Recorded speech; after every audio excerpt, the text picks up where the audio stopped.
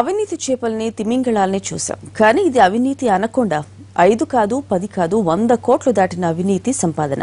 ఇంట్లో ఎక్కడ వెతికిన ఆస్తుల కాగితాలే, బీరువాల్లో బంగారు నగలే. అయ్యవారి సంపాదన చూసి ఏసీబీ అధికారుల మైండ్ బ్లాంక్ అయింది. గతంలో ఎన్నోసార్లు ఎంతో మందిపై దాడులు చేశారు, కానీ ఈ స్థాయిలో ఆస్తులు దొరికిన ఘటనలు చాలా తక్కువ.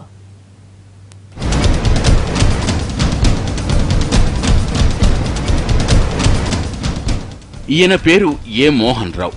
తూర్పుగోదావరి జిల్లా ట్రాన్స్పోర్ట్ డిప్యూటీ కమిషనర్. అవినీతి ఆరోపణలు రావడంతో ఏసీబీ అధికారులు దాడులు నిర్వహించారు. ఆంధ్రప్రదేశ్, తెలంగాణ, కర్ణాటకలోని 9 చోట్ల ఏకకాలంలో సోదాలు నిర్వహించారు. కాకినాడలో గైగోలుపాడులో మోహన్ ఇంట్లో తనిఖీలు నిర్వహించిన అధికారులు పలు కీలక పత్రాలు స్వాధీనం చేసుకున్నారు.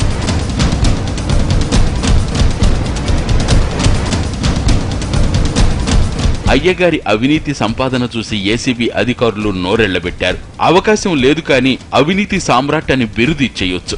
ఏ స్థాయిలో దోచుకోవచ్చో పీహెచ్డీ చేసినట్లున్నాడిన.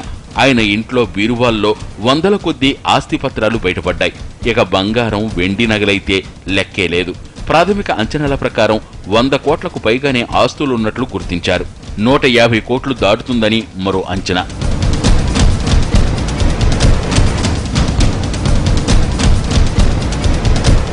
మోహన్ కు బళ్ళారి, అనంతపురం, చిత్తూరు, నెల్లూరు, ప్రకాశం జిల్లాల్లో స్థిరాస్తులున్నాయి. ప్రకాశం జిల్లాలో 45 ఎకరాలు, నెల్లూరు జిల్లాలో 9.5 ఎకరాలు, చిత్తూరు జిల్లాలో 9 ఎకరాల పొలం ఉన్నట్లు డాక్యుమెంట్లు బయటపడ్డాయి. బళ్ళారి, అనంతపురం జిల్లాల్లో అల్లుడి పేరు మీద భారీగా బినామీ ఆస్తులున్నట్లు గుర్తించారు. ఇక హైదరాబాద్ పరిధిలో 20 స్థలాలున్నాయి.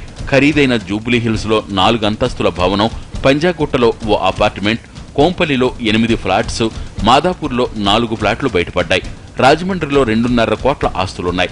విజయవాడలో కుమార్తె పేరుతో ఓ ఇల్లు, అల్లుడి పేరుతో 2 ఇళ్లున్నాయి.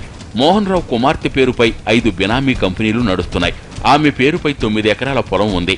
బ్లాక్ మనీని వైట్గా మార్చేందుకు ఈ కంపెనీలను సృష్టించినట్లు తెలుస్తోంది.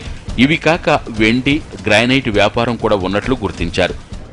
ఆంధ్రప్రదేశ్ ఏసీబీ డీజీ గారు గౌరవ శ్రీ డాక్టర్ ఎం మాలకొండయ్య గారి ఉత్తర్వుల మేరకు ఈరోజు ఇక్కడ సెంట్రల్ ఇన్వెస్టిగేషన్ యూనిట్ నుండి ఆదిమూలం మోహన్ గారు, కాకినాడ అంటే ఈస్ట్ గోదావరి జిల్లా డిప్యూటీ ట్రాన్స్పోర్ట్ కమిషనర్ గారు ఆదాయానికి మించినటువంటి ఆస్తులు కలిగి ఉన్నాయన్నటువంటి దాని మీద ఒక కేసు, ఒకటి డిస్ప్రపోర్షనేట్ అసెట్స్ కేసు రిజిస్టర్ చేయడం జరిగింది.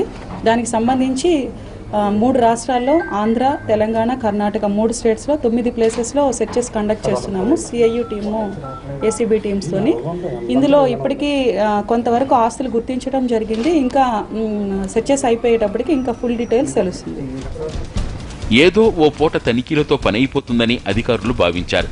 కానీ డాక్యుమెంట్ల లెక్కలు తేలడానికే కొన్ని గంటలు పట్టింది. ఇక అయ్యగారింట్లో కేజీల కొద్దీ బంగారం, వెండి దొరికింది. ఇవి కాక పలు బ్యాంకు లాకర్లు బయటపడ్డాయి. వాటిని తెరిపించాల్సి ఉంది. ఇప్పటికి దొరికింది 100 కోట్లే. ఆ లాకర్లలో ఇంకెంతుంటుందో ఈయన గారి ఆస్తుల లెక్క తేలాలంటే మరో 2 రోజులు పడుతుందంటున్నారు. ఒక లాకర్కు సంబంధించిన సమాచారం ఇచ్చేందుకు మోహన్ రావు నిరాకరిస్తున్నాడు. దీంతో అందులో ఏముందోనన్న ఆసక్తి నెలకొంది.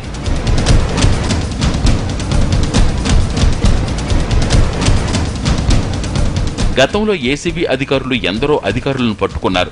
2-3 కోట్ల ఆస్తులు బయటపడటం మామూలే. 10 కోట్లు దాటిందంటే అమ్మో అనేవారు. కానీ మోహన్ రావు వారందరికీ తాతలాంటివాడు. ఏకంగా 100 కోట్లకు పైగానే భోంచేశాడు. మోహన్ రావును అరెస్ట్ చేసిన పోలీసులు విజయవాడ తరలించారు. ఇరిగేషన్ శాఖలో అసిస్టెంట్ ఇంజనీర్గా ఉద్యోగ జీవితాన్ని ప్రారంభించిన మోహన్ 1998లో గ్రూప్ 1 అధికారిగా ఎంపికై నేరుగా రవాణా శాఖ అసిస్టెంట్ కమిషనర్గా బాధ్యతలు చేపట్టారు. నెల్లూరు, చిత్తూరు, అనంతపురం, విజయవాడల్లో పనిచేసి భారీగా లంచాలు మేసి 1.5 ఏళ్ల క్రితం కాకినాడకొచ్చారు. నిజామాబాద్లో పనిచేస్తున్న సమయంలో ఏసీబీ కేసు నమోదైంది. దాని విచారణ ఇంకా సాగుతోంది.